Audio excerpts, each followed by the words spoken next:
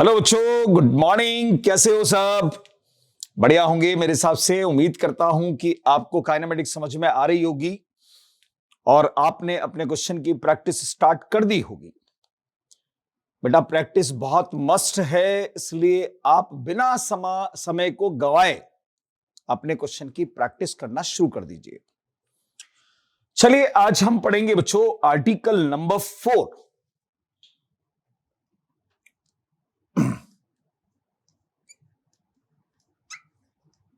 Article number 4 बहुत ही important article है और इस आर्टिकल नंबर 4 के अंदर जो हम पढ़ना चाहते हैं बच्चों, वो दो चीजें हैं। पहली है चेंज इन वेलोसिटी एंड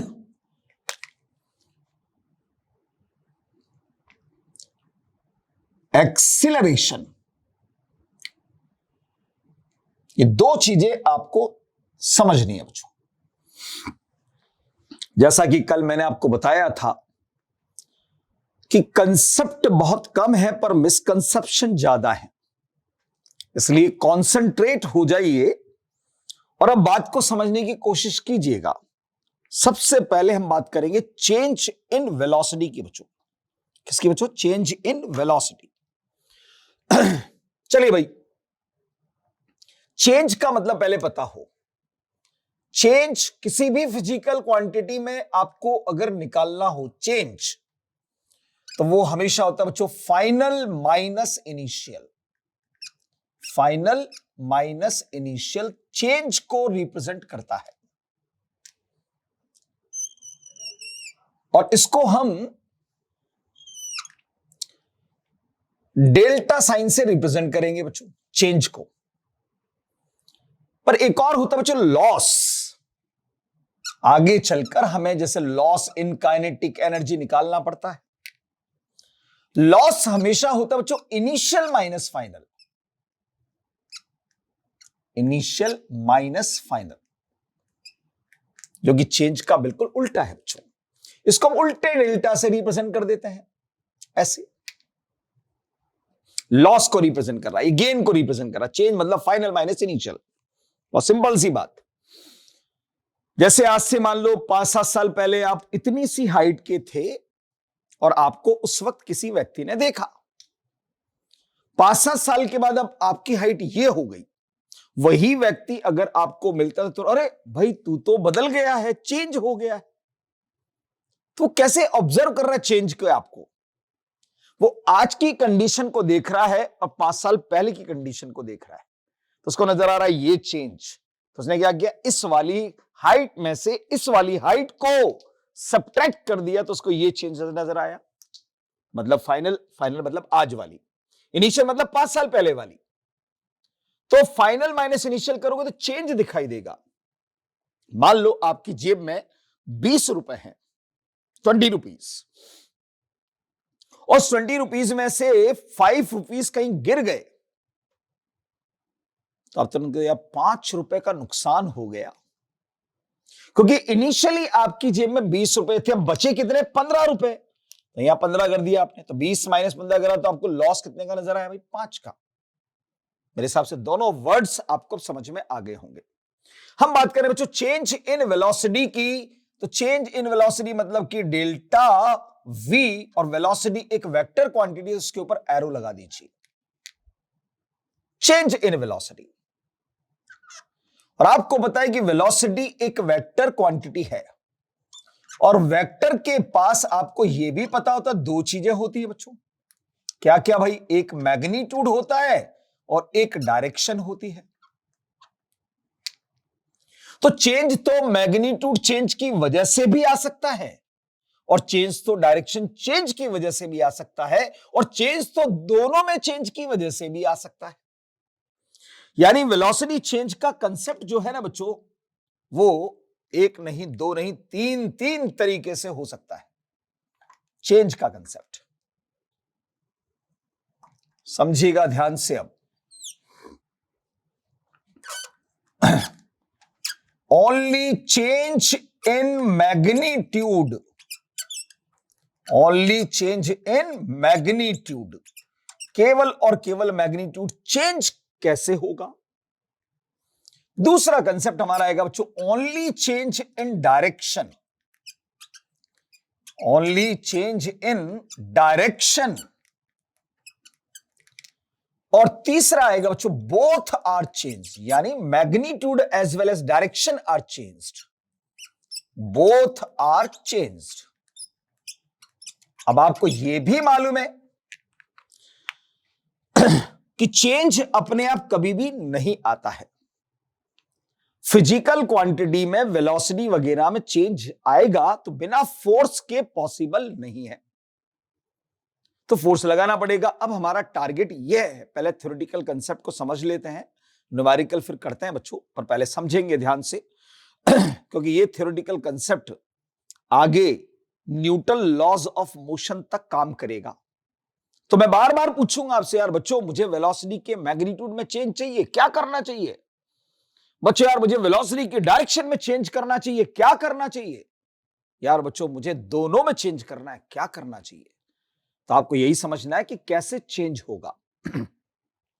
मान लो कि सपोज किसी पार्टिकल की वेलोसिटी इस डायरेक्शन के अंदर है, मान लिया अपन ने,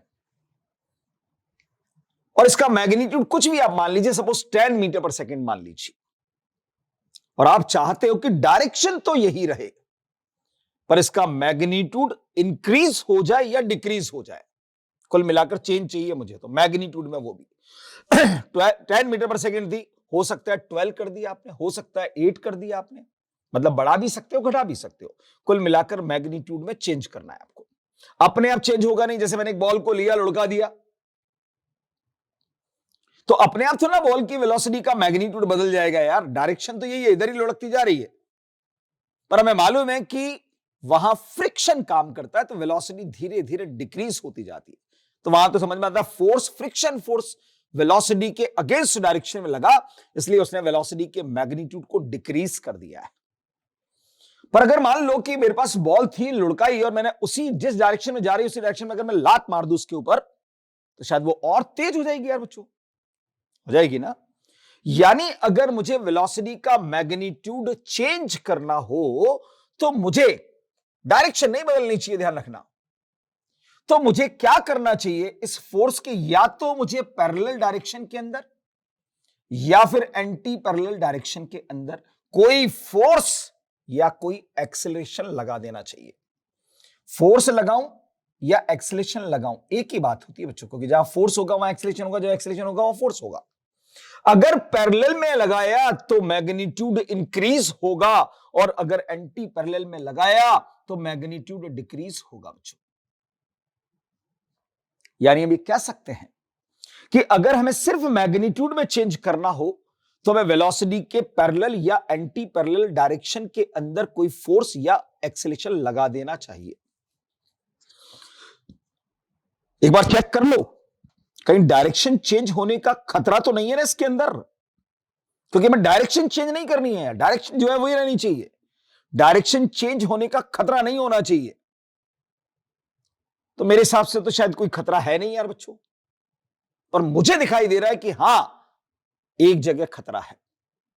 पैरेलल में कोई खतरा नहीं है पर एंटी पैरेलल में खतरा है। कैसे समझो, मान लो 10 मीटर पर सेकंड इधर वेलोसिटी है, अगर फोर्स मैंने इसी डायरेक्शन में लगाया तो लगातार बढ़ता जाएगा, तेज हो जाएगा ये, तो यहां तो डायरेक्शन चेंज होने का कोई खतरा है ही नहीं पैरेलल कंडीशन के अंदर। तो पर अगर मान लो वेलोसिटी की डायरेक्शन ये है और आपने फोर्स लगाया इधर की तरफ अपोजिट डायरेक्शन के अंदर, तो क्या होगा, वेलोसिटी का मैग्नीट्यूड धीरे धीरे कम होता जाएगा। 10 से 8 हुआ, 7 हुआ, 6 हुआ, 5 हुआ, 4 हुआ, 3 हुआ, 2 हुआ, 1 हुआ, देन 0। और अब भी अगर फोर्स लगता रहा तो पार्टिकल रिटर्न्स बैक। जैसे कि अगर एक बॉल को मैं लूं और उसको ऊपर की तरफ थ्रो कर दूं, तो वेलोसिटी की डायरेक्शन ऊपर है और एक्सेलरेशन ड्यू टू ग्रेविटी नीचे की तरफ लगता है, तो वेलोसिटी का मैग्नीट्यूड धीरे धीरे कम होता जाएगा, हाईएस्ट पॉइंट पर जाकर वेलोसिटी का मैग्नीट्यूड 0 हो जाएगा, देन रिटर्न्स बैक, बॉल वापस से नीचे आ जाएगी। तो यहां डायरेक्शन चेंज होने का खतरा है ना भाई। तो इतने लंबे टाइम के लिए मैं इस फोर्स को लगाऊं नहीं यार। यहां 10 था मान लो, फोर्स आपने लगाया, 10 से जब 6 हुआ तो मैंने फोर्स हटा दिया, अब ये 6 से ही जाता जाएगा। तो मुझे तो मैग्नीट्यूड बदलना था, तो मुझे फोर्स लगाना चाहिए बच्चों, पर लगाना चाहिए एंटी पैरेलल में शॉर्ट ड्यूरेशन के लिए, for short duration of time. Time के छोटे से ड्यूरेशन के लिए अगर मैं इस फोर्स को एंटी पैरेलल में लगाऊंगा तो सिर्फ और सिर्फ मैग्नीट्यूड चेंज होगा, डायरेक्शन चेंज होने का खतरा नहीं होगा। और इसका एग्जाम्पल बनेगा बच्चों स्ट्रेट लाइन मोशन।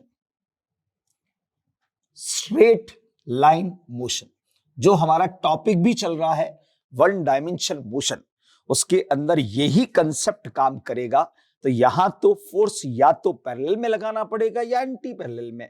मैग्नीट्यूड बढ़ाना है तो पैरेलल में लगा देना, एंटी पैरेलल लगा दोगे तो मैग्नीट्यूड डिक्रीज हो जाएगा। यहां मतलब 1D मोशन के अंदर तो यही कंसेप्ट काम करेगा। I think only change in magnitude का कंसेप्ट समझ में आ गया होगा। आगे भविष्य में जब कभी मैं पूछूं आपसे क्या बच्चों मुझे वेलोसिटी का मैग्नीट्यूड चेंज करना है, क्या करना चाहिए, तो आपके मुंह से एक ही जवाब निकलना चाहिए, सर वेलोसिटी के पैरेलल या एंटी पैरेलल में शॉर्ट ड्यूरेशन के लिए फोर्स लगा दीजिए। वेलोसिटी के पैरेलल या एंटी पैरेलल के अंदर शॉर्ट ड्यूरेशन के लिए फोर्स लगा दीजिए, मैग्नीट्यूड ही बदलेगा सिर्फ। Example straight line motion. मेरे हिसाब से पहला कंसेप्ट आपको सबको समझ में आ गया होगा।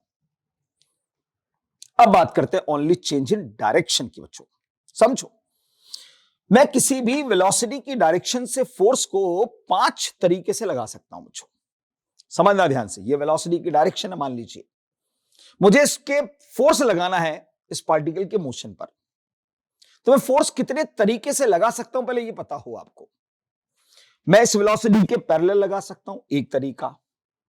मैं इस वेलोसिटी के एंटी पैरेलल लगा सकता हूं, दूसरा तरीका। मैं इस वेलोसिटी से किसी एक्यूट एंगल पर फोर्स लगा सकता हूं, एक्यूट एंगल है ये, तीसरा तरीका। मैं इस वेलोसिटी से ऑब्ट्यूस एंगल पर फोर्स लगा सकता हूं, ये ऑब्ट्यूस एंगल है। मैं इस वेलोसिटी के परपेंडिकुलर डायरेक्शन में फोर्स लगा सकता हूं। 5 तरीके से मैं फोर्स लगा सकता हूं। चलो देखते हैं भाई, डायरेक्शन ही बदलनी है सिर्फ, तो अब हमें फोर्स कहां लगाना चाहिए यह समझना पड़ेगा पहले। अगर मैंने वेलोसिटी के पैरेलल लगाया तो सिर्फ और सिर्फ मैग्नीट्यूड चेंज होगा, चाहे कितने भी लंबे समय के लिए मैं लगा दूं, क्योंकि पैरेलल में डायरेक्शन चेंज होने का कोई खतरा ही नहीं है कभी, और मुझे सिर्फ बदलनी डायरेक्शन है, अब मैग्नीट्यूड नहीं बदलना चाहिए।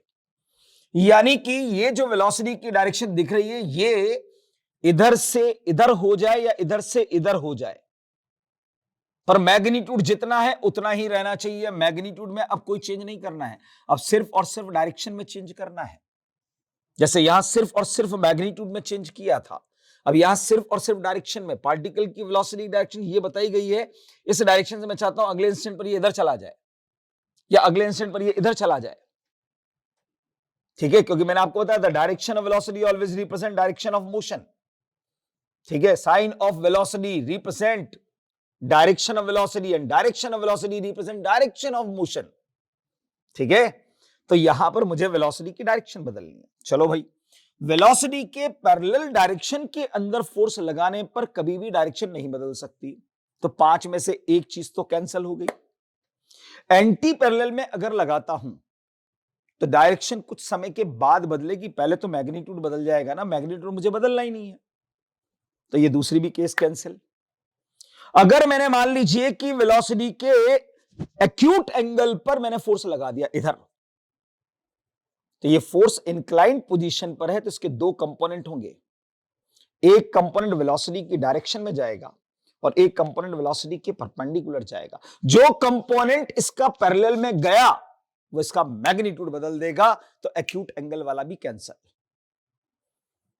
अब बचा ऑब्ट्यूस और परपेंडिकुलर। ये वेलोसिटी की डायरेक्शन फोर्स आपने इधर लगाया, ये ऑब्ट्यूस एंगल बना है। अरे इधर से ऑब्ट्यूस है तो क्या हुआ यार, इधर से तो एक्यूट ही होगा ना, तो इस फोर्स के फिर 2 कंपोनेंट होंगे, एक कंपोनेंट इधर जाएगा, एक कंपोनेंट परपेंडिकुलर जाएगा। जो इधर गया वो एंटी पैरेलल में होगा और मैग्नीट्यूड बदल देगा, मतलब ये भी गया, बचा सिर्फ एक डायरेक्शन। अब समझो इसको, ध्यान से समझना।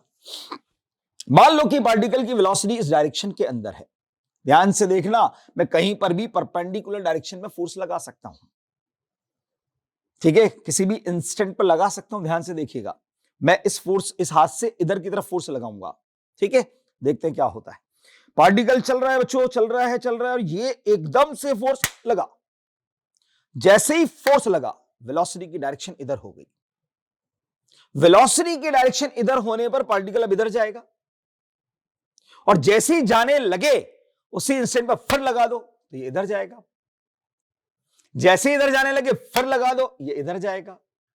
जैसे जाने लगे फिर लगा दो, अब इधर जाएगा। आप देख रहे हैं कि ऐसे कंटिन्यूअसली अगर वेलोसिटी के परपेंडिकुलर डायरेक्शन में फोर्स लगाता रहा मैं, तो पार्टिकल के मोशन का पाथ कैसा होगा? सर्कुलर पाथ होगा।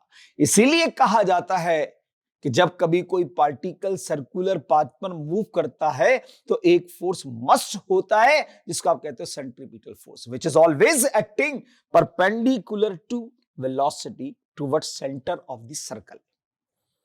तो मुझे अगर सिर्फ डायरेक्शन बदलनी है बच्चों, तो मुझे इस वेलोसिटी के परपेंडिकुलर डायरेक्शन के अंदर कोई फोर्स या कोई एक्सेलरेशन लगा देना चाहिए परपेंडिकुलर डायरेक्शन के अंदर।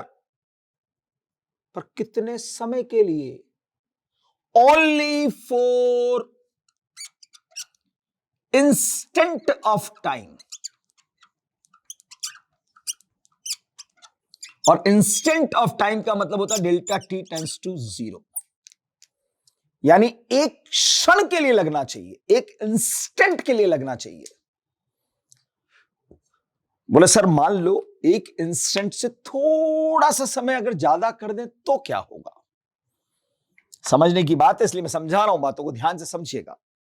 मान लो बच्चों ये वेलोसिटी की डायरेक्शन और आपने फोर्स लगाया, एक जैसे ही इंस्टेंट पर परपेंडिकुलर इससे आकर टकराया, उसी इंस्टेंट पर वेलोसिटी इधर चली गई, इधर हो जाएगी तुरंत उसी वक्त। जैसे ही फोर्स लगा ये इधर हो गई। इस इंस्टेंट पर वेलोसिटी इधर, फोर्स तो इधर ही लग रहा है ना, अभी भी फोर्स तो आपने इधर ही लगाया था भाई।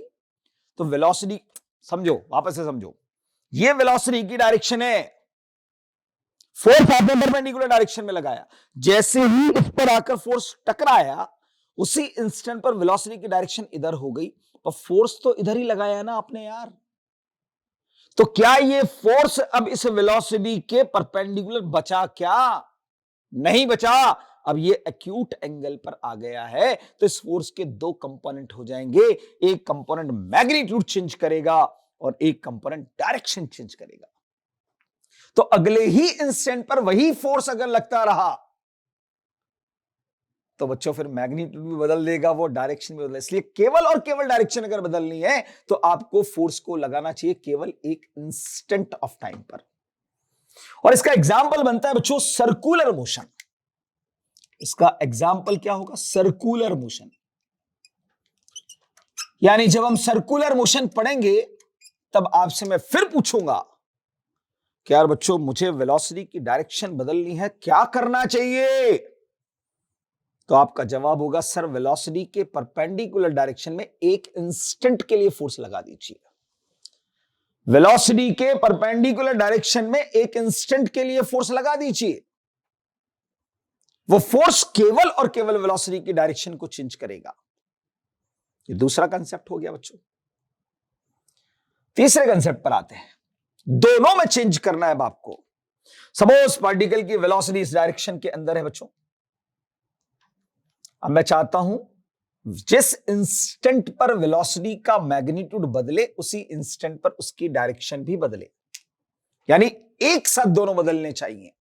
ऐसा नहीं हो कि पहले मैग्नीट्यूड बदल रहा है फिर डायरेक्शन बदल रही है, ऐसे नहीं। जिस इंस्टेंट पर मैग्नीट्यूड बदले उसी इंस्टेंट पर डायरेक्शन भी बदलनी चाहिए, दोनों को एक साथ बदलना चाहिए।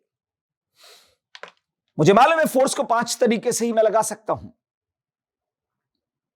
अगर वेलोसिटी के पैरेलल लगाया तो सिर्फ मैग्नीट्यूड बदलता है, वेलोसिटी के एंटी पैरेलल लगाऊंगा तो पहले मैग्नीट्यूड बदलेगा बाद में डायरेक्शन बदलेगी, एक साथ नहीं बदलेंगे। वेलोसिटी के परपेंडिकुलर अगर लगाया तो पहले डायरेक्शन बदलेगी, उसके बाद जाकर अगले इंस्टेंट पर डायरेक्शन मैग्नीट्यूड दोनों बदलेंगे। तो ये 3 कंसेप्ट तो फेल हो गए हमारे इस केस के लिए, बचे 2 अब, एक्यूट या ऑब्ट्यूस। तो आपने क्या किया बच्चों, सपोज यहां पर फोर्स लगा दिया है इस डायरेक्शन के अंदर,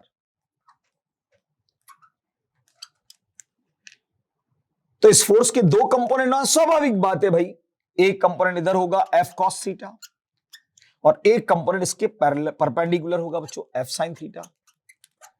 जो कंपोनेंट इस वेलोसिटी के पैरेलल आएगा वो मैग्नीट्यूड चेंज के लिए रिस्पॉन्सिबल होगा, और जो कंपोनेंट वेलोसिटी के परपेंडिकुलर डायरेक्शन में आएगा वो डायरेक्शन चेंज के लिए रिस्पॉन्सिबल होगा। और इसका एग्जाम्पल बनता है बच्चों प्रोजेक्टाइल मोशन। प्रोजेक्टाइल मोशन, जब हम वन डायमेंशन मोशन को खत्म करेंगे उसके तुरंत बाद हमारा टॉपिक होगा प्रोजेक्टाइल मोशन। 2D मोशन का पहला चैप्टर ये प्रोजेक्टाइल मोशन। और इस प्रोजेक्टाइल मोशन को जब मैं पढ़ाऊंगा तब फिर पूछूंगा आपसे कि बच्चों यार मुझे मैग्नीट्यूड भी बदलना है, डायरेक्शन भी बदलनी है, क्या होना चाहिए? बोल सर वेलोसिटी से ऑब्लिक डायरेक्शन के अंदर कोई फोर्स लगा दीजिए। ऑब्लिक का मतलब ही होता है बच्चों आइदर एक्यूट और ऑब्ट्यूस एंगल। ठीक है, ऑब्लिक का मतलब होता है किसी एंगल पर लगना, और वो एंगल या तो एक्यूट एंगल होगा या ऑब्ट्यूस होगा, 90 डिग्री पर नहीं। ठीक है, इसलिए मैंने बोला ऑब्लिक डायरेक्शन में लगाइए। ऑब्लिक का मतलब ही होता है आइदर एक्यूट और ऑब्ट्यूस, 90 से छोटा या 90 से बड़े एंगल पर ही आपको लगाना चाहिए फोर्स को। तो उसका एक कंपोनेंट वेलोसिटी चेंज के लिए रिस्पॉन्सिबल होता है और दूसरा कंपोनेंट वेलोसिटी डायरेक्शन चेंज के लिए रिस्पॉन्सिबल होता है। तो मैंने आपको theoretical concept change in velocity का बता दिया बच्चों कि अगर सिर्फ मैग्नीट्यूड चेंज करना हो तो वेलोसिटी के पैरेलल या एंटी पैरेलल में शॉर्ट ड्यूरेशन के लिए फोर्स लगा दीजिए। अगर वेलोसिटी की सिर्फ डायरेक्शन बदलनी है तो वेलोसिटी के परपेंडिकुलर डायरेक्शन में एक इंस्टेंट के लिए फोर्स लगा दीजिए, और अगर दोनों को बदलना है तो ऑब्लिक डायरेक्शन में फोर्स को लगा दीजिए। उस ऑब्लिक डायरेक्शन के फोर्स का एक कंपोनेंट वेलोसिटी के मैग्नीट्यूड चेंज के लिए रिस्पॉन्सिबल होगा, दूसरा कंपोनेंट वेलोसिटी के डायरेक्शन चेंज के लिए रिस्पॉन्सिबल होगा। यह बात हुई इसके थ्योरेटिकल कंसेप्ट की। अब बात करते हैं इसके न्यूमेरिकल कंसेप्ट की बच्चों। चेंज इन वेलोसिटी का न्यूमेरिकल कंसेप्ट देखेंगे बच्चों। न्यूमेरिकल कंसेप्ट समझना बात को ध्यान से। चार बातें मैं बोलूंगा यहां पर, चार बातें मुझे बोलनी है यहां पर। ठीक है, पॉइंट्स की फॉर्म में वो चार बातें मैं बोलता जाऊंगा। पहली बात, चेंज अगर आपको चाहिए तो पहले यह देखिए कि जिस क्वांटिटी में चेंज चाहिए वो स्केलर है कि वेक्टर है। अगर वो स्केलर है तो सिर्फ मैग्नीट्यूड का ही चेंज होता है, क्योंकि स्केलर के पास होता ही मैग्नीट्यूड है। पर अगर वो वेक्टर है तो चेंज मैग्नीट्यूड चेंज की वजह से चेंज हो सकता है, डायरेक्शन चेंज की वजह से चेंज हो सकता है, दोनों चेंज की वजह से चेंज हो सकता है। तो फिर आपको अगर स्केलर दिया गया है, फॉर स्केलर, एग्जाम्पल के साथ सिखा देता हूं। मान लो आपसे बोला change in speed, change in speed बोलता है तो इसको ऐसे लिखेंगे, delta V equals to final speed minus initial speed. यानी फाइनल का मैग्नीट्यूड माइनस इनिशियल का मैग्नीट्यूड, दोनों मैग्नीट्यूड का डिफरेंस देख लेना, वही चेंज के बराबर होगा। पर अगर वेक्टर है, कोई भी फिजिकल क्वांटिटी है, ऐसा नहीं कि मैं वेलोसिटी की बात कर रहा हूं तो सिर्फ वेलोसिटी का चेंज ही पूछेगा सवाल के अंदर। वो चेंज इन मैग्नीट्यूड पूछ सकता है, चेंज इन मोमेंटम पूछ सकता है, चेंज इन फोर्स पूछ सकता है, चेंज इन एक्सेलरेशन पूछ सकता है, चेंज इन डिस्प्लेसमेंट पूछ सकता है, कुछ भी चेंज पूछा जा सकता है। पर चेंज एक्स फिजिकल क्वांटिटी जो वेक्टर है, फॉर वेक्टर एक्स वेक्टर, कोई भी वेक्टर हो सकता है, वो डिस्प्लेसमेंट हो सकता है, वेलोसिटी हो सकती है, एक्सेलरेशन हो सकता है, फोर्स हो सकता है, मोमेंटम हो सकता है, इंटेंसिटी हो सकती है, कोई भी फिजिकल क्वांटिटी जो वेक्टर है उस चेंज की, उसके चेंज की बात मैं कर रहा हूं। तो आपको वेक्टर फॉर्म में ही क्वेश्चन को सॉल्व करना चाहिए। Final vector minus initial vector, final vector minus initial vector. तो वेक्टर का मतलब होगा कि इस फाइनल वाली क्वांटिटी को आपको वेक्टर फॉर्म में लिखना होगा। वेक्टर फॉर्म का मतलब होता है आई कैप, जे कैप, के कैप की फॉर्म में आपको यहां लिखना होगा। इनिशियल वाले को भी आपको वेक्टर फॉर्म में लिखना होगा, और फिर फाइनल वाले वेक्टर में से इनिशियल वाले वेक्टर को सब्ट्रैक्ट करोगे तो जाकर आपको चेंज इन वेक्टर मिलेगा। जैसे आपसे बोला चेंज इन वेलोसिटी, तो फॉर्मूला क्या बनेगा? As a example, change in velocity vector equals to final velocity vector minus initial velocity vector. ये दूसरी बात होगी हमारी। पर तीसरी बात देखो, when a particle moves on circular path with uniform speed v,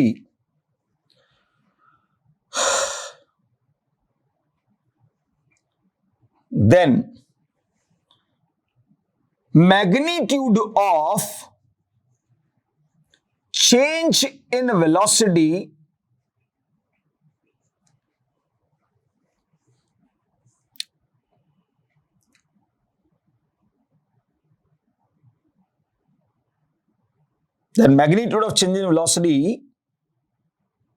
between final and initial position of the particle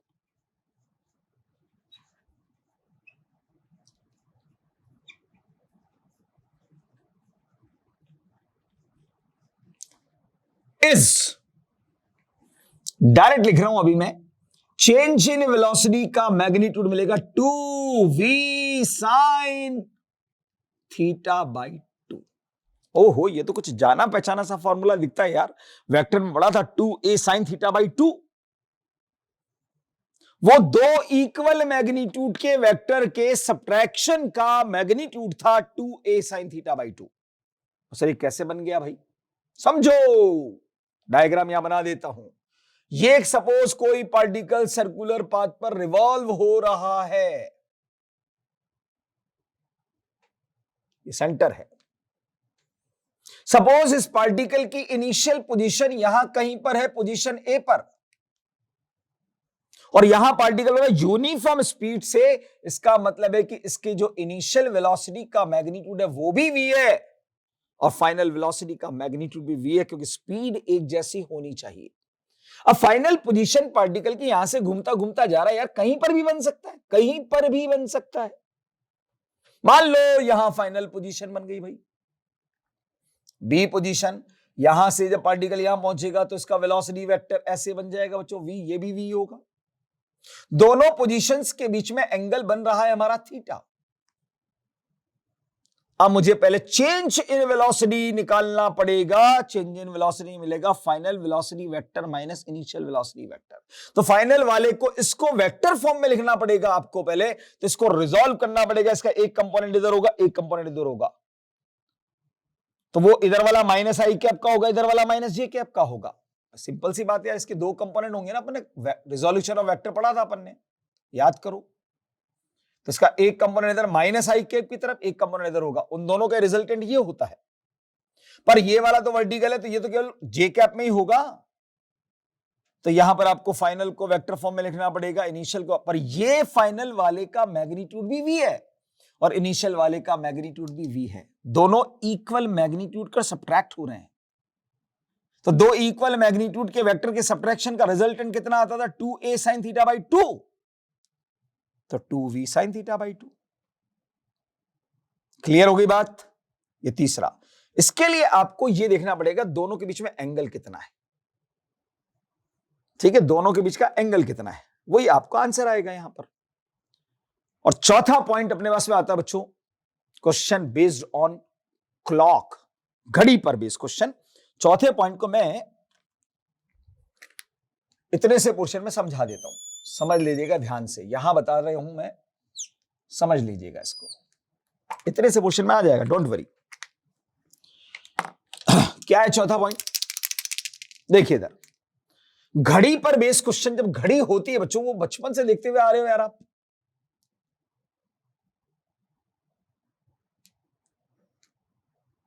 या 12 लिखा होता है, या 6 लिखा होता है, या 3 लिखा होता है, या 9 लिखा होता है, या 1, 2, या 4, या 5, या 7, या 8, या 10, या 11। दो रेगुलर डिजिट्स के बीच में ये एक डिजिट है, एक डिजिट ये है। दो रेगुलर डिजिट्स के बीच का जो ये एंगल होता है बच्चों, ये 30 डिग्री का एंगल होता है, क्योंकि पूरे चक्कर में 360 डिग्री 360 डिग्री का एंगल बनता, 12 डिजिट है तो 360 डिवाइडेड बाय 12 कर दो, 30 डिग्री का एंगल आ जाएगा। ठीक है, हमें तीनों हैंड्स की स्पीड पता होनी चाहिए, स्पीड ऑफ सेकंड हैंड, यानी सेकंड वाली सुई की स्पीड। और आपको पता है स्पीड होती है डिस्टेंस अपॉन टाइम। पूरे चक्कर के अंदर डिस्टेंस कितनी होती है? 2 पाई आर सरकमफ्रेंस। और एक चक्कर के अंदर सेकंड वाली सुई को कितना टाइम लगता है भाई? 60 सेकंड। तो जवाब क्या बना बच्चों? पाई आर अपॉन 30। ये सेकंड वाली सुई की स्पीड होती है। इसमें आर क्या है? Sir radius. जी नहीं, आपने अगर दीवार घड़ी को देखा हो कभी, तो आपने देखा होगा कि तीनों सुइयों की लेंथ अलग अलग दी जाती है बच्चों। सबसे छोटी हैंड जो होती है ना, वो कहलाती है आवर्स हैंड, यानी कि घंटे वाली सुई। दूसरी सुई होती है इससे थोड़ी सी बड़ी होती है बच्चों, वो होती है मिनट वाली सुई, यानी मिनट्स हैंड। और एक सबसे पतली सुई होती है और सबसे बड़ी होती है, उसको ही हम बोलते हैं सेकंड्स हैंड। अच्छा, कुछ सिखाती भी है, ध्यान रखना। सुइयां जो है ना, कुछ सिखाती भी है लाइफ, प्रैक्टिकल लाइफ के अंदर। आपने देखा, अगर ध्यान से अपने घर में घड़ी लगी हो तो उसको देखना, सबसे पतली सुई होती है सेकंड वाली सुई, उससे मोटी सुई होती है मिनट वाली, और सबसे मोटी होती है आवर वाली सुई। और आपको पता है सबसे फास्ट कौन चलती है इसमें? सेकंड वाली। दर दर दर दर दर दर घूम जाती है, एक चक्कर पूरा कर लिया। ये बड़ा धीरे धीरे चलती है, पर इससे स्लो चलती है। और सबसे स्लो ये मरी मरी स्थिति में चलती है, बड़ी धीमी, 12 घंटे में जाकर एक चक्कर पूरा करती है। ये 12 आवर्स में, ये 1 आवर में एक चक्कर पूरा करती है, ये तो 60 सेकंड में ही चक्कर पूरा कर लेती है। तो इससे सीखने को क्या मिला भाई? जो जितना तेज चलेगा वो उतना पतला होगा, और जो कम से कम चलेगा वही मोटा होता जाएगा। ठीक है, तो लाइफ में कुछ फंडा सीखा आपने। सुइयां भी कुछ सिखा रही हैं आपको। बैठे मत रहिए, चलते रहिए। ठीक है, वो सुइयां भी सिखा रही हैं आपको। तो भैया हमने सेकंड वाली सुई की स्पीड पता कर ली। तो ये आर जो है ना, वो सेकंड वाली सुई की लेंथ होती है, लेंथ। क्योंकि सेकंड वाली सुई से सर्कल यहां बनेगा, घड़ी की रेडियस नहीं है वो, जिसकी लेंथ होगी वो इसका रेडियस बनेगी। ऐसे मिनट वाली सुई का सर्कल यहां बनेगा, ऐसे सेकंड वाली सुई का सर्कल यहां बनेगा। सबकी रेडियस अलग अलग है यार, जिनकी लेंथ है उसके अकॉर्डिंग। तो ये आर सेकंड वाली सुई के लिए यूज करो तो सेकंड वाली सुई की लेंथ। अब आपको अगर मिनट वाली सुई की स्पीड चाहिए बच्चों, चक्कर सब वही लगा रही हैं, एक ही चक्कर लगा रही हैं 2 पाई आर, पर ये आर मिनट वाली सुई की लेंथ है। और मिनट वाली सुई एक चक्कर 1 घंटे में लगाती है, और 1 घंटे में कितने सेकंड होते हैं? 3600। तो स्पीड बनेगी पाई आर अपॉन 1800। और भैया अगर आवर वाली सुई के लिए चाहिए तो 2 पाई आर अपॉन 12 आवर्स, 12 घंटे में एक चक्कर पूरा करती है वो। तो भैया 12 आवर, और आवर को लिख दो 3600 सेकेंड्स। तो यहां 2 से 12 6 बार काटोगे तो आपको यहां मिलता है पाई आर, सॉरी आर छोटा लिखना है, आर अपॉन 0 6 6 जा 36, 6 या 20 21,600। ठीक है, ये तीनों हैंड्स की स्पीड आपको याद होनी चाहिए क्वेश्चन करते समय पर।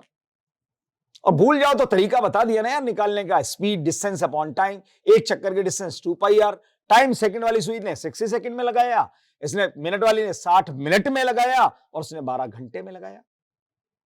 ठीक है, न्यूमेरिकल कंसेप्ट तो बता दिया, पर न्यूमेरिकल कैसे करेंगे वो समझते हैं। चलिए, हमने चेंज इन वेलोसिटी का पूरा कंसेप्ट समझ लिया, थ्योरेटिकल कंसेप्ट, न्यूमेरिकल कंसेप्ट, और अब आते हैं इसके 2-3 न्यूमेरिकल करके देखते हैं तो बात हमें और क्लियर हो जाएगी। क्वेश्चन नंबर 1, मान लो सवाल आपको ऐसे दिया गया बच्चों, अ पार्टिकल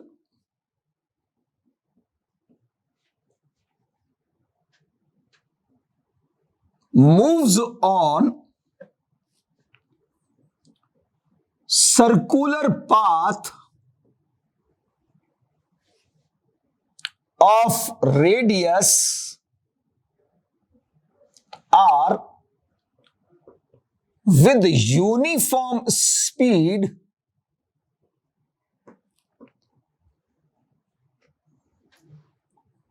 v, find, पहले पॉइंट में आपसे पूछ लिया चेंज इन स्पीड,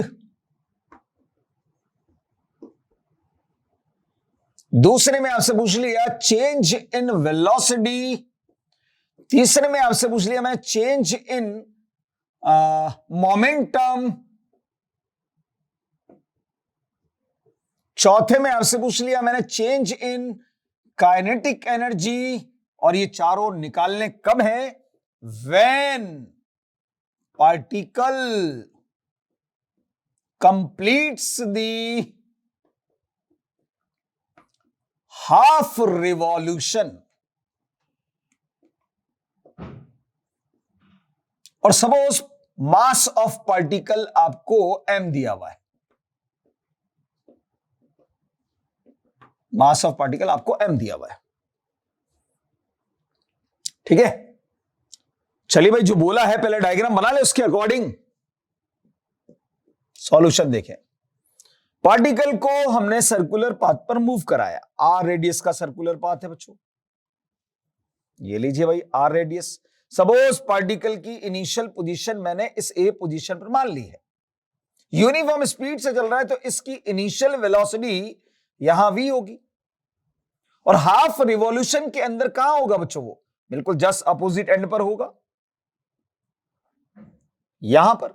और जब ऐसे घूमता हुआ आएगा तब इसकी फाइनल वेलोसिटी इस डायरेक्शन के अंदर होगी, उसकी वैल्यू भी v होगी। चलो पहली चीज निकालने चलते हैं, change in speed, speed is a scalar quantity, final speed minus initial speed, final भी v है, इनिशियल भी v है, तो जवाब 0 होगा। और वैसे भी सवाल में बोल दिया था यार यूनिफॉर्म स्पीड अगर है तो यूनिफॉर्म स्पीड में चेंज कैसे आ सकता है यार, यूनिफॉर्म का मतलब तो बताए एक जैसे स्पीड, तो फाइनल में भी स्पीड v होगी, इनिशियल में भी v होगी, तो फाइनल माइनस इनिशियल करोगे 0 ही आएगा ना भाई, तो पहला आंसर तो 0।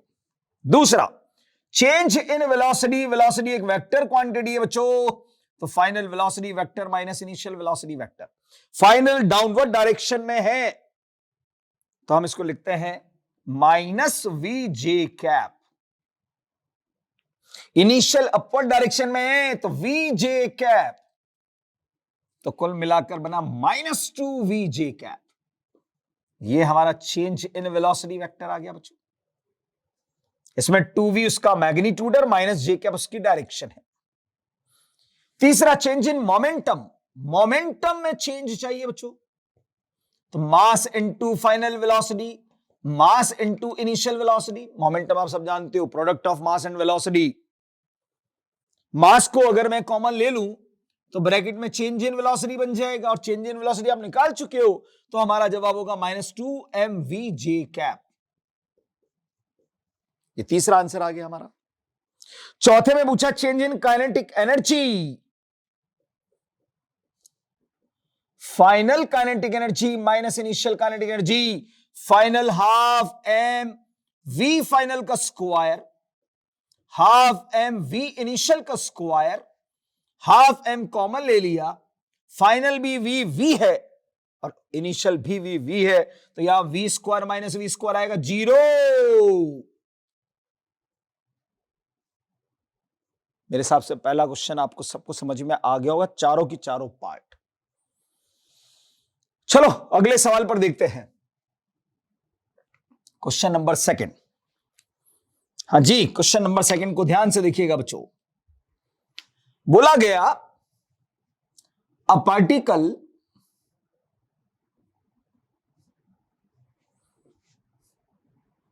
moves in east direction with speed v, then moves in north direction with same speed v, find change in velocity।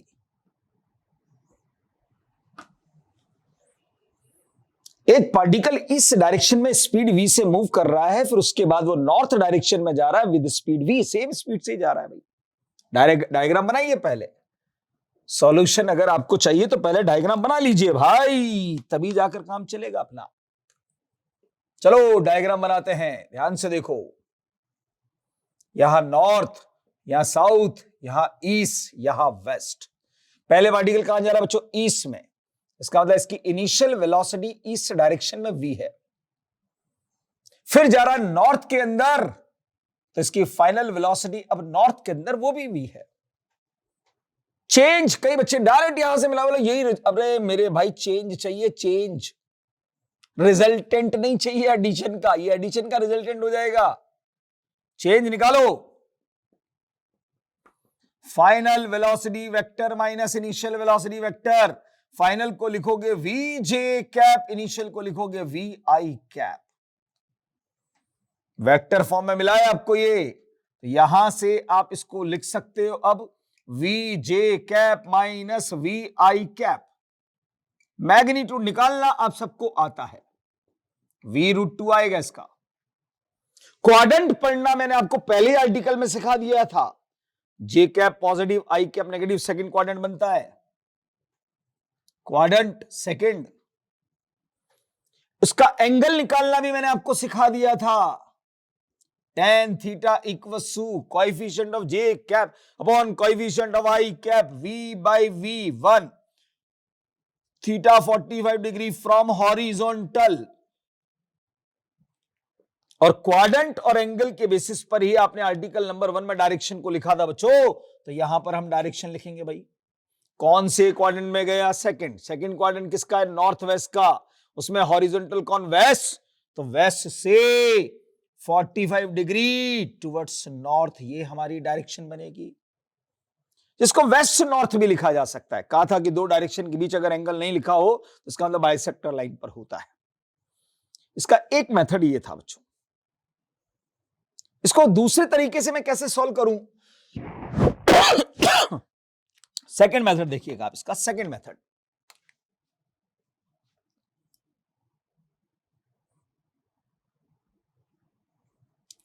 Second method देखें, चेंज इन वेलोसिटी आपसे पूछा गया, तो final velocity vector minus initial velocity. ओहो, ये दो vector का subtraction है यार बच्चों। और आपको पता है सब्ट्रैक्शन डायरेक्ट कभी नहीं होता है, तो आप फाइनल वेलोसिटी वेक्टर में ऐड करोगे नेगेटिव इनिशियल वेलोसिटी वेक्टर को, और इन दोनों के एडिशन का ये बन रहा है रिजल्टेंट। तो हमारा पहला वेक्टर कौन है? Final velocity vector. और फाइनल वाला कहां है? नॉर्थ डायरेक्शन के अंदर। ले भाई, ये फाइनल वाला वेक्टर जो v के बराबर है, और उसमें ऐड करना है नेगेटिव ऑफ v इनिशियल को, और v इनिशियल ईस्ट में है, तो इसका नेगेटिव किधर होगा? वेस्ट में। तो इसके हेड पर ये v इनिशियल को ऐड कर दीजिए, नेगेटिव ऑफ v इनिशियल जिसका मैग्नीट्यूड भी v के बराबर है। तो जो रिजल्टेंट बनेगा बच्चों, हमारा रिजल्टेंट वो कहां से कहां बनता है भाई? फर्स्ट वेक्टर के हेड से सेकंड वेक्टर की टेल की तरफ हमारा रिजल्टेंट होता है, और यही रिजल्टेंट हमारा चेंज इन वेलोसिटी वेक्टर बनेगा। तो सर इसका मैग्नीट्यूड कैसे? अरे भाई राइट एंगल ट्राइंगल है, परपेंडिकुलर पता है, बेस पता है, तो हाइपोटेनस निकल जाएगा ना भाई। √2 टाइम्स ऑफ v आ जाएगा, निकाल कर देख ले। रही बात डायरेक्शन की, तो इस वेक्टर का जो रिजल्टेंट है उसकी टेल पर जाओ और एक्सिस प्लॉट कर दो। यहां नॉर्थ साउथ ईस्ट वेस्ट अपने आप देख ले भाई, आइसोसीलियस राइट एंगल ट्राइंगल बन रहा है। तो ये 45 डिग्री का एंगल होगा, यानी नॉर्थ से 45 वेस्ट की तरफ या वेस्ट से 45 डिग्री नॉर्थ की तरफ, ये हमारा रिजल्टेंट होगा। मैं ऐसे करूं या ऐसे करूं, आंसर सेम ही आने वाला है। मेथड है, आपको पता होना चाहिए हर मेथड। चलिए एक सवाल और करेंगे बच्चों इस पर base. Length of A second hand of a clock is, direct बोल रहा हूं सवाल, length of a second hand of a clock is 1 centimetre. Second hand की लेंथ है 1 सेंटीमीटर। बोला गया find magnitude of change in velocity of the tip of the second hand in 15 second. Find magnitude of change in velocity of tip of the second hand.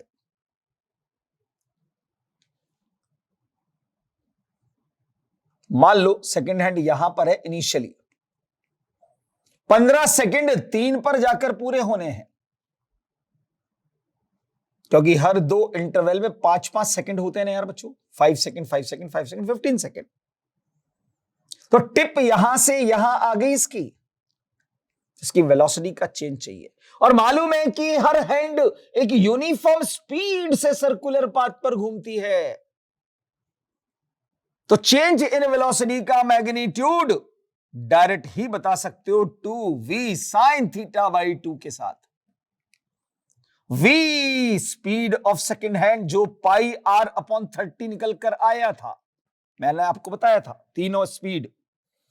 Sine theta यहां पर 90 degree का दिख रहा होगा 15 second के अंदर, तो 90 degree by 2, तो मेरे भाई ये बना 2 इंटू पाई, आर की जगह पर 1 centimetre length of the hand upon 30, ये साइन 45 जिसकी वैल्यू 1/√2, तो जवाब होगा √2 पाई अपॉन 30 सेंटीमीटर पर सेकेंड, क्योंकि लेंथ सेंटीमीटर में है, टाइम सेकंड के अंदर है। अगर यही मिनट हैंड के लिए होता तो ये स्पीड πr/1800 होता, और अगर यही सवाल आवर हैंड के लिए होता तो यहां पाई आर की जगह तो वही 1 होता, पर यहां होता 21,600। तीनों हैंड की स्पीड याद होनी चाहिए आपको, क्योंकि ये v आपको सवाल में नहीं दिया जाएगा, ये आपको याद होगा तो ही आप सवाल सॉल्व कर सकते हैं। किस हैंड के लिए काम करवा रहा है उस हैंड की स्पीड आपको यहां लिखनी है v की जगह। मिनट हैंड होता तो πr/1800, आवर हैंड होता तो πr/21,600, बाकी और तो सब कुछ सेम है। क्लियर? सबको बात समझ में आ गई? तो ऐसे आपको चेंज इन वेलोसिटी के सवालों को कर लेना है। ठीक है, हर वैरायटी का सवाल मैंने कवर कर दिया, हर मेथड मैंने कवर कर दिया यहां पर। और इसके बाद अब लेते हैं एक्सेलरेशन। चलिए बच्चों, तो अब हम लेते हैं इस आर्टिकल का सेकंड टॉपिक, एक्सेलरेशन।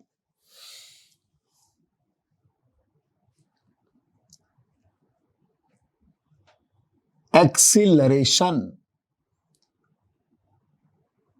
बहुत ही ज्यादा इंपॉर्टेंट। कितना इंपॉर्टेंट बोले sir? V V V dash dash infinite times of important. बोले सर इतना इंपॉर्टेंट? क्योंकि जैसा मैंने कहा था आपसे कि इस टॉपिक में कंसेप्ट कम, मिसकंसेप्ट ज्यादा होते हैं, इसलिए इंपॉर्टेंट ज्यादा है, क्योंकि आपको कंसेप्चुअल बातों को समझना है। कंसेप्चुअल बातों को समझना है भाई। What is acceleration? जनरली छोटी क्लास के अंदर बता दिया जाता है, rate of change of velocity with respect to time is known as acceleration. अरे भाई, रेट जब भी बोलोगे वो इंस्टेंटेनियस को रिप्रेजेंट करता है। तो क्या होता है acceleration? Amount of change in velocity per unit time called acceleration. Amount of change in velocity per unit time is called acceleration. Definition के अकॉर्डिंग अगर आप देखते हो तो देयरफॉर करके मैं यहां लिख सकता हूं acceleration equals to change in velocity upon time duration या टाइम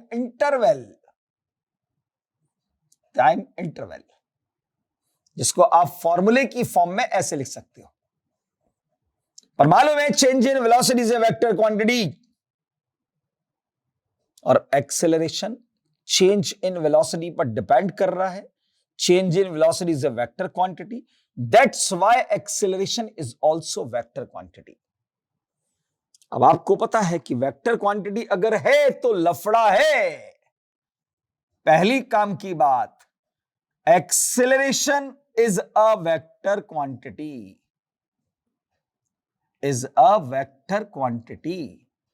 और वेक्टर क्वांटिटी है तो लफड़ा होता डायरेक्शन का। सुनो, मान लो कि कोई पार्टिकल इस पोजीशन ए पर है और यहां से ऐसे मोशन करता हुआ यहां पहुंचा बी पोजीशन पर। जिस वक्त वो यहां से चला था टाइम था t1 और यहां पर उसका वेलोसिटी है बच्चों v1 वेक्टर मान लीजिए। जब वो यहां से यहां पहुंचा तब टाइम हो गया घड़ी में t2 और यहां का वेलोसिटी वेक्टर हो गया v2।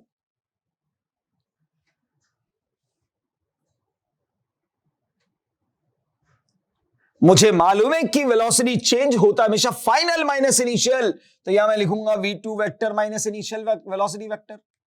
और टाइम इंटरवल कितना होगा बच्चों? t2 माइनस t1 के बराबर। फाइनल टाइम में से इनिशियल टाइम को सब्ट्रैक्ट कर दीजिए, आ गया change in time interval.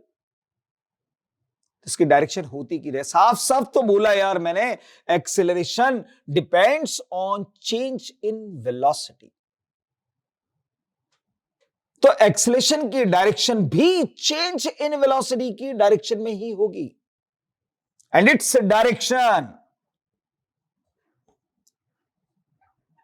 always in the direction of change in velocity। जिस डायरेक्शन में वेलोसिटी चेंज मिलेगा उसी डायरेक्शन के अंदर एक्सेलरेशन भी प्रेजेंट होगा। यह तो पहली काम की बात मिली आपको। दूसरी बात भी देखें भाई इसकी,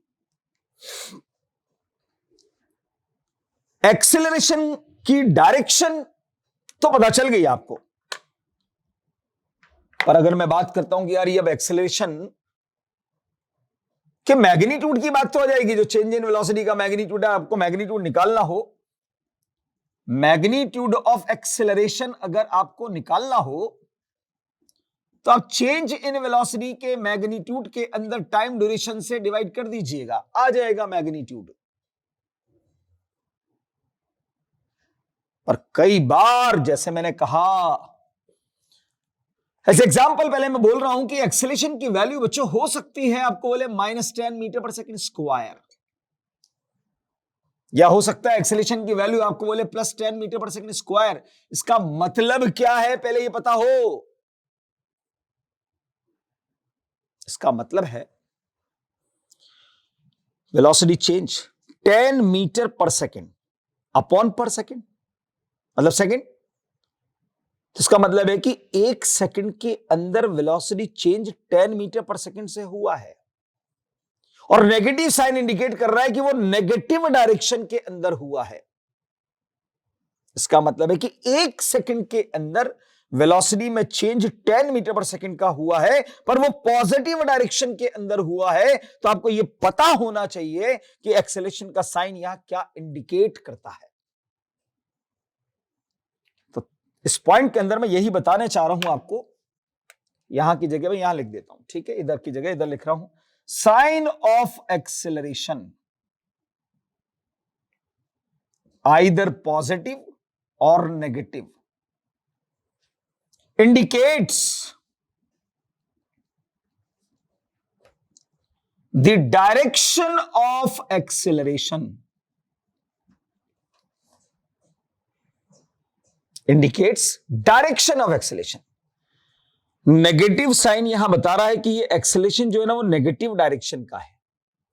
पॉजिटिव साइन यहां पर ये बता रहा है कि एक्सेलेरेशन पॉजिटिव डायरेक्शन का है। एक्सेलेरेशन का साइन केवल इस बात को बताता है कि एक्सेलरेशन है किधर।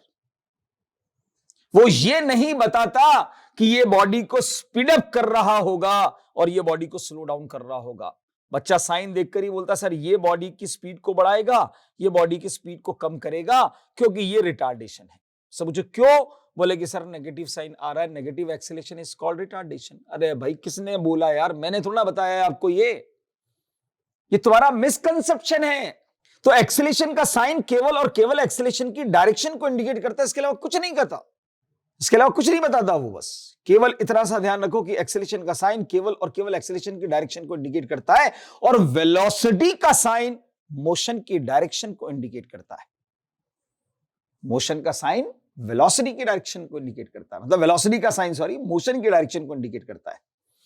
अगर पॉजिटिव वेलोसिटी, इसका मतलब पार्टिकल पॉजिटिव डायरेक्शन में मूव कर रहा है।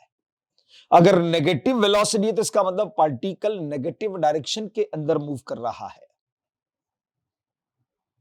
तो ये 3 बातें आपको हमेशा एक्सेलरेशन से रिलेटेड पता होनी चाहिए कि एक्सेलरेशन एक वेक्टर क्वांटिटी है, ठीक है, उसकी डायरेक्शन हमेशा वेलोसिटी डायरेक्शन चेंज की, जिस डायरेक्शन में वेलोसिटी का चेंज होगा उसी डायरेक्शन में होगी। उसका मैग्नीट्यूड ऐसे निकालना है। उसका एक्सेलरेशन का साइन क्या रिप्रेजेंट करता है। एक बात और बता देता हूं कि भाई एक्सेलरेशन अगर वेक्टर है तो उसकी वैल्यू पॉजिटिव भी हो सकती है, नेगेटिव भी हो सकती है, जीरो भी है हो सकती है। यानी acceleration may be positive, negative और जीरो। पॉजिटिव, नेगेटिव और जीरो। एक्सेलरेशन की वैल्यू कुछ भी हो सकती है। वेलोसिटी चेंज अगर पॉजिटिव में आया तो फिर आपको एक्सेलरेशन पॉजिटिव मिलेगा। वेलोसिटी चेंज अगर नेगेटिव में आया तो एक्सेलरेशन नेगेटिव मिलेगा, और वेलोसिटी चेंज अगर जीरो आया तो एक्सेलरेशन आपको जीरो मिलेगा। तो वेलोसिटी चेंज तो वेक्टर है भाई, पॉजिटिव में भी आ सकता है, नेगेटिव में भी आ सकता है, जीरो भी आ सकता है, ठीक है। तो इसलिए एक्सेलरेशन की वैल्यू पॉजिटिव भी पॉसिबल है, नेगेटिव भी पॉसिबल है, जीरो भी पॉसिबल है। पर ध्यान रहे, फिर बोलूंगा एक बार कि एक्सेलरेशन का साइन केवल और केवल एक्सेलरेशन के डायरेक्शन को इंडिकेट करता है। वो कभी भी इस बात को नहीं बताएगा कि ये बॉडी को स्पीड अप करेगा या बॉडी को स्लो डाउन करेगा। ये इस बात से जजमेंट नहीं लिया जाएगा। वो किस बात से जजमेंट लिया जाएगा, जब मैं इसके स्पेशल पॉइंट नंबर 5 पर पहुंचूंगा तब बताऊंगा आपको कि एक्सेलरेशन कब होता है, रिटार्डेशन कब होता है। अभी मैंने सिर्फ एक्सेलरेशन को समझाया है। एक्सेलरेशन के सारे 5 स्पेशल पॉइंट्स मैं कल डिस्कस करूंगा, यानी अगली क्लास के अंदर, और एक्सेलरेशन से रिलेटेड क्वेश्चंस की बात भी मैं वहीं पर करूंगा। और फिर उसके बाद हम स्टार्ट कर देंगे equation of motion, article number 5। ठीक है, चलिए, थैंक यू सो मच।